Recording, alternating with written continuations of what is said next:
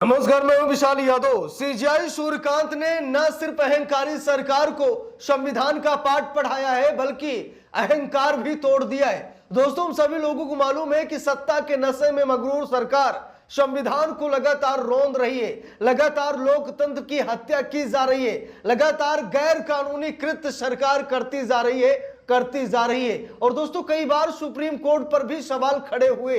आज सीजीआई सूर्यकांत ने जो हिम्मत दिखाई है उसे पूरा देश लाखों सलाम करेगा। आज सीजीआई सूर्यकांत ने सारा नशा उतार दिया है। आज सीजीआई सूर्यकांत ने संविधान का पाठ पढ़ा दिया है। आज सीजीआई सूर्यकांत ने सरकार की ताकत बता दी है कि तुम क्या कर सकते हो और क्या नहीं कर सकते।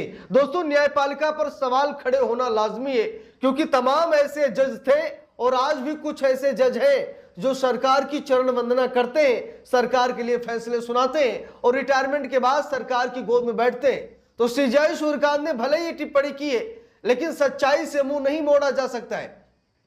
उद्धव ठाकरे पार्टी के नेता संजय राउत ने कहा था कि इस देश की बर्बादी में, लोकतंत्र की बर्बादी में हाथ सिर्फ सरकार का नहीं बल्कि चुनाव आयोग और देश की न्यायपालिका अर्थात सुप्रीम कोर्ट का भी है। यानी सुप्रीम कोर्ट, चुनाव आयोग सरकार को सह दे रहा है और सरकार लोकतंत्र की हत्या कर रही है, देश को बर्बाद कर रही है। संजय राउत ने ऐसा ही कहा। लेकिन आज सीजीआई सूर्यकांत की इस हिम्मत को सलाम करने को जी करता है, जहां पर सीजीआई सूर्यकांत ने संविधान की सर्वोच्चता बताई है। उन्होंने कहा कि संविधान सबसे ऊपर है, संसद या फिर सरकार नहीं। देख लीजिए, सीजीआई सूर्यकांत ने कहा कि संविधान सबसे ऊपर है, संसद या फिर सरकार नहीं। यानी जिसे इस बात का गुमान है कि अरे हम तो सत्ता में, हमारे पास बहुमत है, हम सर्वोच्च हैं, लेकिन आज सूर्यकांत ने साफ साफ कह दिया है कि केवल संविधान ही सर्वोच्च है, न संसद और न ही सरकार।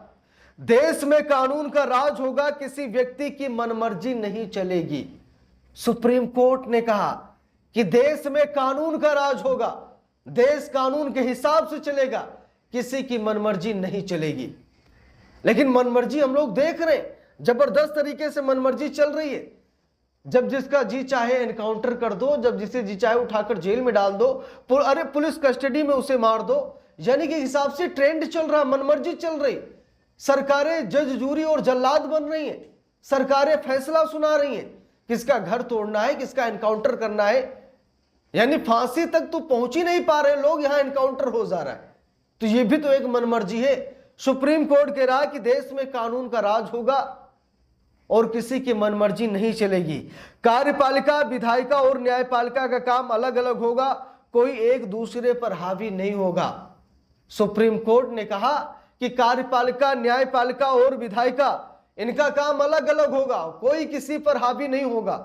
लेकिन आज ये हकीकत है कि कार्यपालिका न्यायपालिका पर हावी हो रही है। इसका जीता जागता उदाहरण मैं आप लोगों को बताने जा रहा हूं। मध्य प्रदेश हाई कोर्ट के जज जस्टिस अतुल श्रीधरन ने मोदी सरकार में मंत्री विजय शाह पर एफआईआर का आदेश दिया। एफआईआर दर्ज हो गई और मोदी जी सुप्रीम कोर्ट में घुस जाते हैं और जस्टिस अतुल श्रीधरन का तबादला वो इलाहाबाद हाई कोर्ट में करा देते हैं। जिस पद पावर पर होते हैं श्रीधरन साहब, मध्य प्रदेश में डिमोशन के आधार पर उनका फैसला कर दिया जाता है। ठीक है, और ये मोदी सरकार द्वारा फैसला लिया गया, जो कि कॉलेजियम सिस्टम में घुसपैठ करने की कोशिश है। तो भाई, कार्यपालिका तो न्यायपालिका पर हावी हो रही है।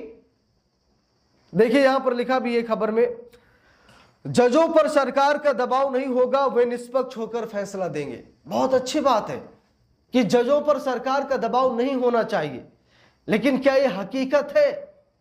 क्या जज दबाव में नहीं है? अरे अभी इलाहाबाद हाई कोर्ट ने खुद कहा कि उत्तर प्रदेश में कानून का पालन नहीं हो रहा है। अफसर सरकार की जी हजूरी कर रहे हैं, अपने आकाओं को खुश करने का काम कर रहे हैं और जजों पर दबाव डाल रहे हैं। इलाहाबाद हाई कोर्ट ने खुद ये टिप्पणी की और सुप्रीम कोर्ट कह रहा है कि जजों पर सरकार का कोई दबाव नहीं होगा, वे निष्पक्ष होकर फैसला लेंगे। लेकिन सच्चाई यह है कि जजों पर दबाव है और जज निष्पक्ष होकर फैसला नहीं ले पा रहे। राज्य का अपना कोई धर्म नहीं होगा, सभी धर्मों को बराबर सम्मान मिलेगा।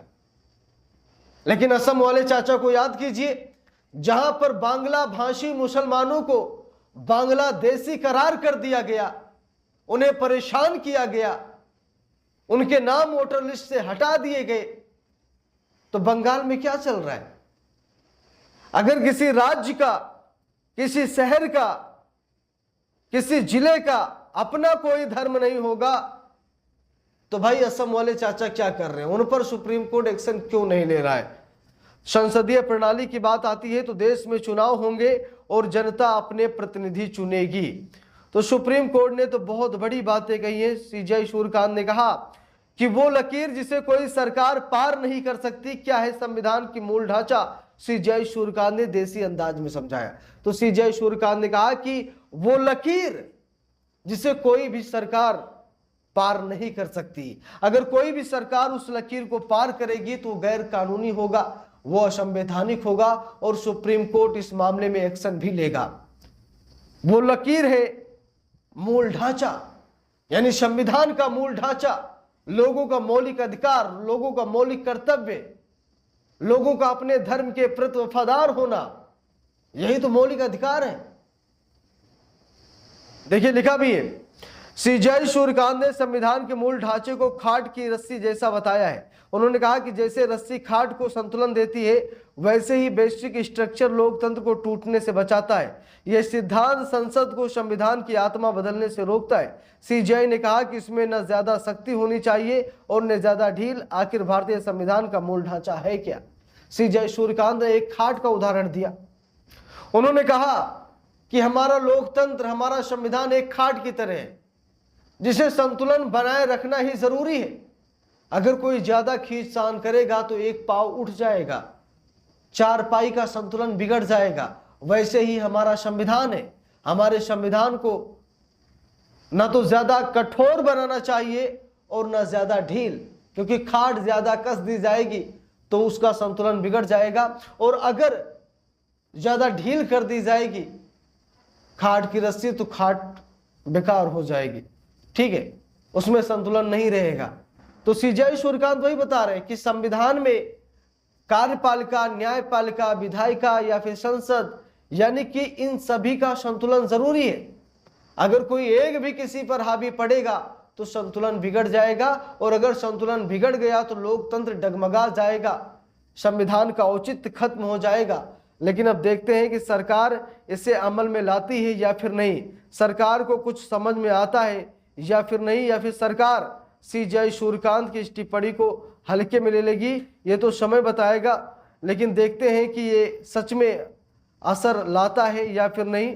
सीजेआई सूर्यकांत साहब ने बातें तो बहुत अच्छी की हैं, बहुत बड़ी बातें सीजेआई सूर्यकांत ने की हैं, लेकिन देखते हैं कि इसे अमल में लाया जाएगा या फिर नहीं। बाकी आप लोगों की क्या राय है कमेंट करके ज़रूर बताइएगा। वीडियो को ज़्यादा से ज़्यादा लोगों तक शेयर कीजिएगा। अगर चैनल पर नए हैं सब्सक्राइब करके सपोर्ट कीजिएगा।